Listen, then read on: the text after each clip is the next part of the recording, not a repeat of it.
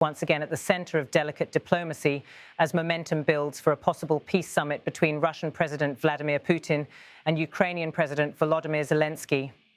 Press Secretary Karoline Leavitt confirmed that discussions are underway about the potential location, stressing that many options are being discussed by national security officials and both parties. The acknowledgement underscores the Biden administration's efforts to navigate one of the most consequential diplomatic challenges of this decade. Leavitt made clear that President Donald Trump has categorically ruled out sending U.S. ground troops to Ukraine. However, in a notable shift, she suggested that air power could still be on the table, reflecting Trump's comments earlier in the day about security guarantees for Kyiv. This nuance indicates a balancing act, supporting Ukraine's defense while avoiding a direct U.S. military entanglement.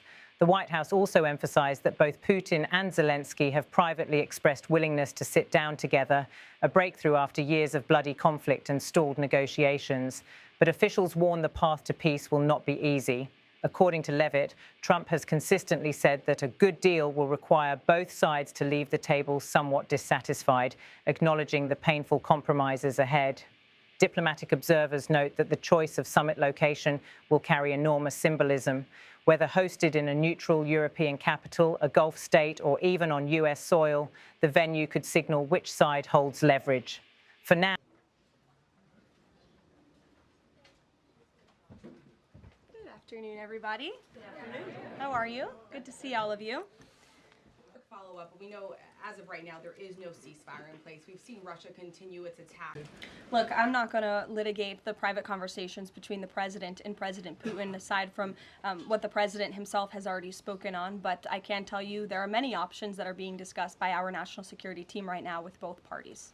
Well, look, the president has spoken to both leaders about this, and both leaders have expressed a willingness to sit down with each other. And so our national security team will help both countries do that. Ultimately, the president has always said that there are areas of disagreement in this war that will have to be discussed and decided upon by these two countries. And he's understanding what both sides want, what both sides are going to have to give up. And he has always said in order to get a good deal, both sides are going to have to walk away a little bit unhappy. So he continues to learn a lot throughout these conversations, which is why we've seen progress from both sides. Hey, thanks, Caroline.